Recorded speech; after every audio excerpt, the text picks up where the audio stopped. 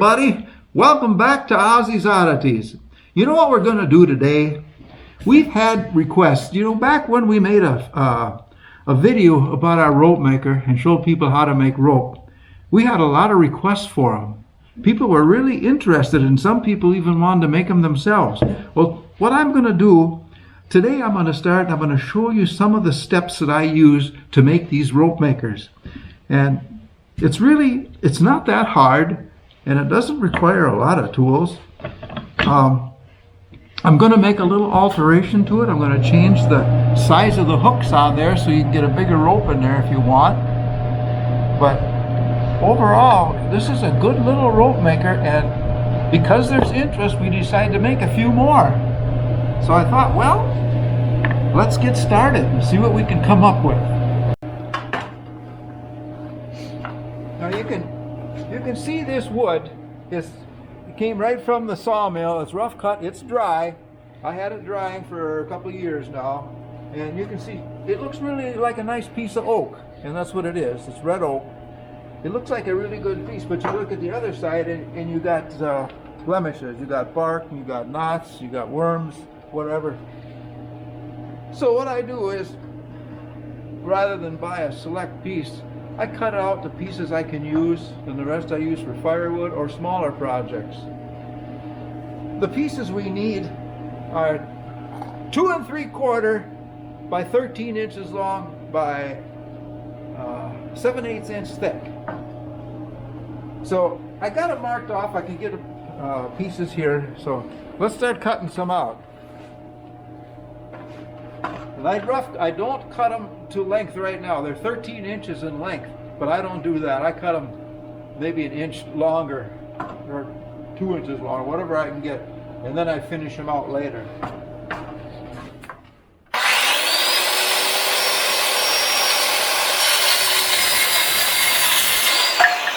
There's one.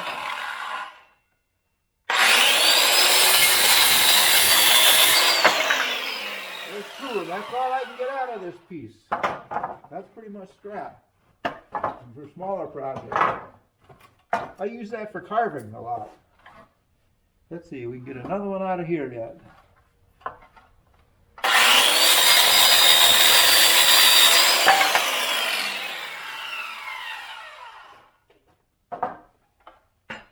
There. And rather than have you watch me cut all these out, I'll cut them out on my own time.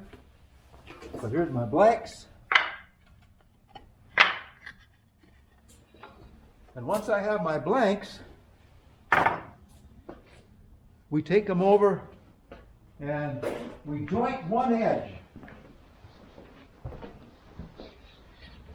And I've got some here right now. The first thing we do is we examine that piece of wood to see, well, we got to have a good edge. And then we're going to look, we cut the width, for knots, we look for knots, we look for wormholes, we look for anything we can find. Well, here's a good edge right here. So we'll turn on this joiner and we'll do one edge.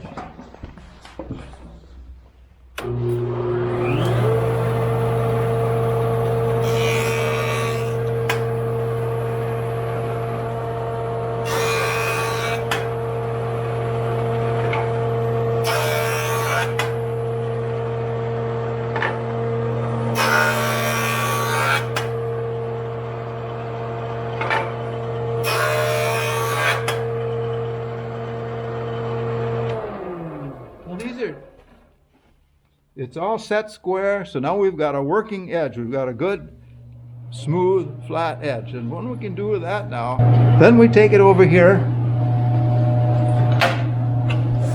to the table saw, and we set the saw at 2 3/4, which I've already done, the blade in, okay? And then we cut it to width. I usually leave about 1/8 of an inch over, because I'm going to go back to the joiner and do the other edge and get that good and square. Because remember, when they cut these at the sawmill, they're not square, they're just rough cut. But we've got one working edge, and that goes against the fence of the saw. Now the saw is set up.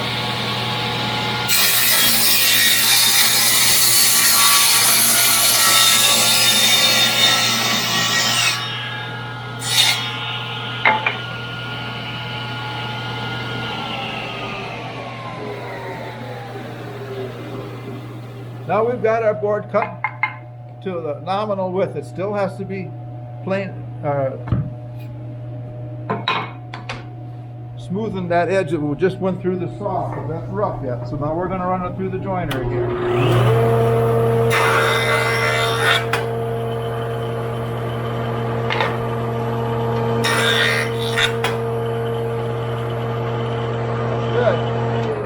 That's all it takes. Now that's one blank for the piece.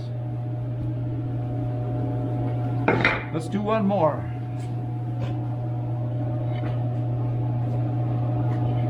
Again, we look for our best edge.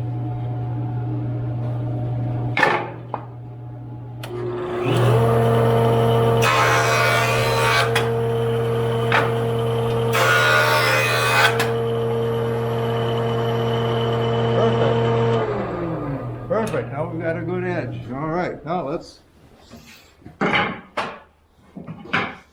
put that edge against the fence.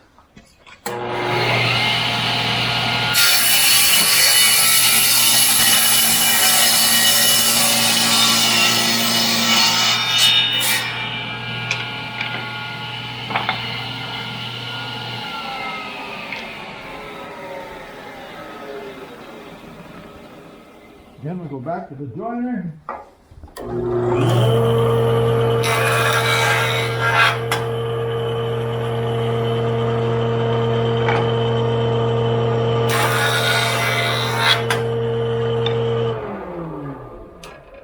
We got a good edge. Now we've got our two pieces, and now we've got two good edges that we can put together, and they're just a good flush edge. Now the next thing we have to do is plane these to thickness.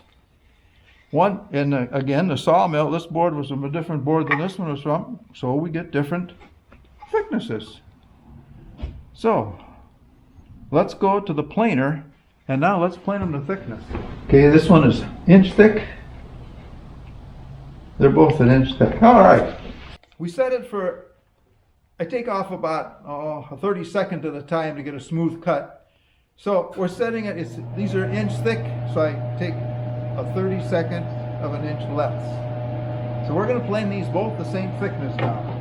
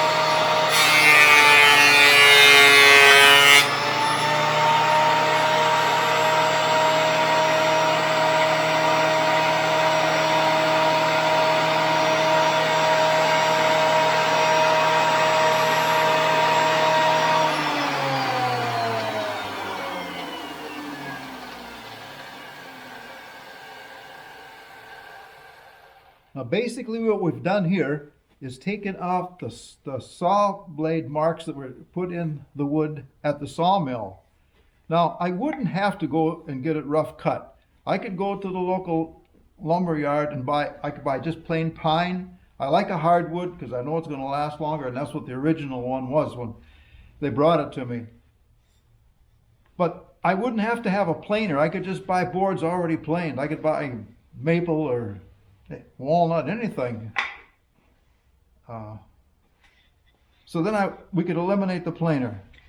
But now we've got them to the size we want. We've got a real tight joint.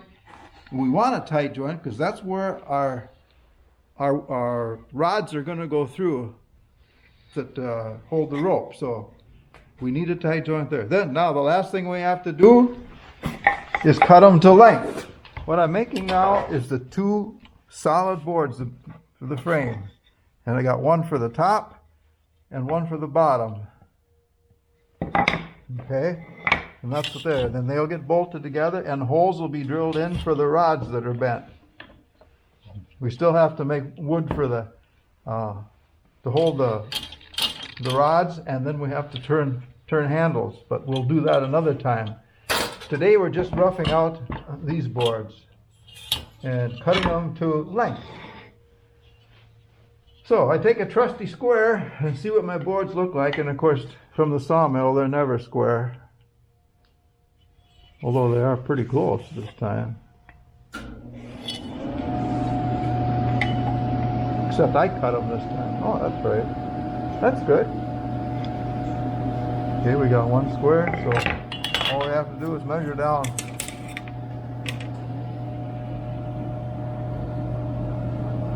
They sure show a nice grain after you get them planed.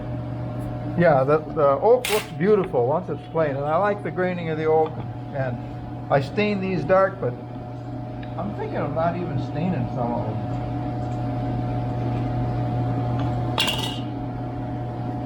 Okay, that one gets cut off, and let's see what we got here. Oh, this one looks pretty. Yeah, that's about 1/8 of an inch off. And that's rough cut from the chainsaw cut. So, this is the good edge here. We'll square it off right here. We'll go down 13.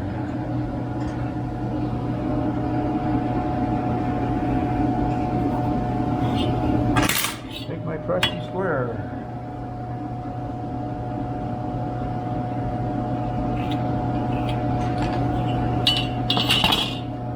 Now, we could either do this on the table saw. I have a coarse blade on the table saw with carbide teeth that tends to chip out the edge. So I don't like to cut them off on there, but I could put a different blade and finer tooth. But I've got other things I want to cut, so I'm going to leave that on. So we could do it on the bandsaw, or we could do it by hand with a handsaw. I think we'll do this one on the bandsaw. I'll use a little bandsaw for this.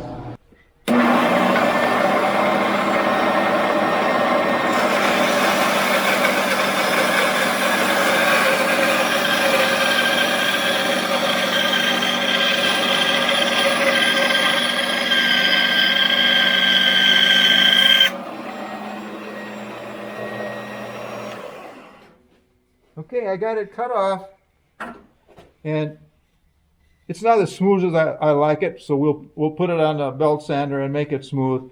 I'd get a smoother cut probably on the table saw, but I might rip off a little bit, and I don't like to do that. This is a smaller blade. I'm going to put a 1/2 inch blade on this and do most of them on there. So we'll cut one more to lengthen.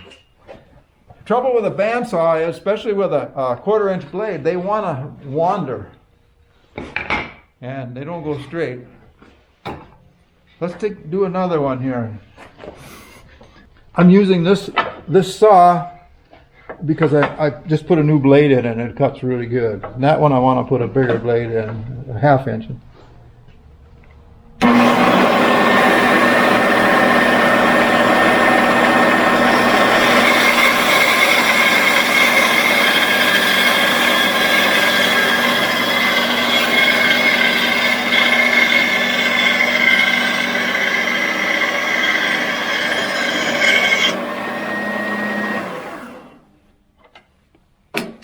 Like they told me in college when I had woodworking shops, they told me, now if you want that accurate, split the line. Split the line with a blade. Well, you got a pencil line here, a sharp pencil line, and you're supposed to split it. So that's what I'm trying to do.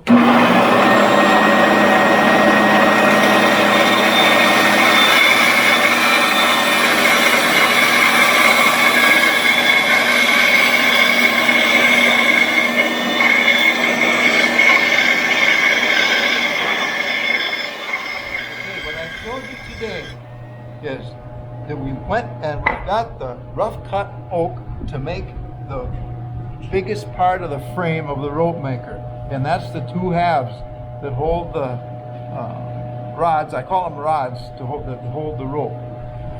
So first thing, we got them from the sawmill.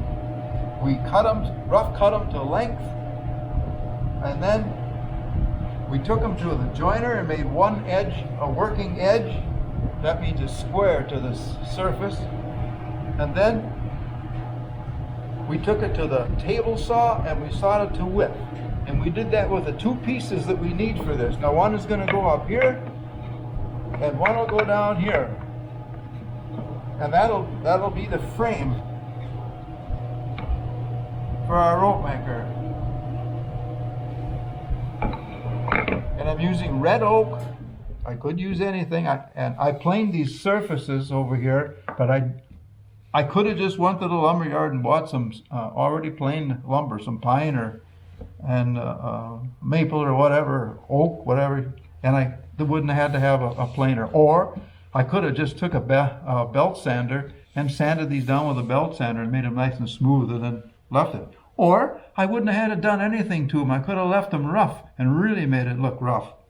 But I kind of like the smooth finish and everything on it, and that's the way I saw the original one. So that's what we did. We made the boards for the frame today.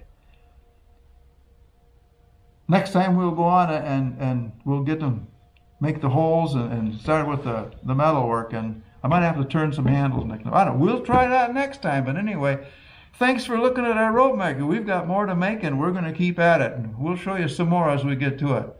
Thanks for being with us, everybody, right here in Ozzie's Oddities.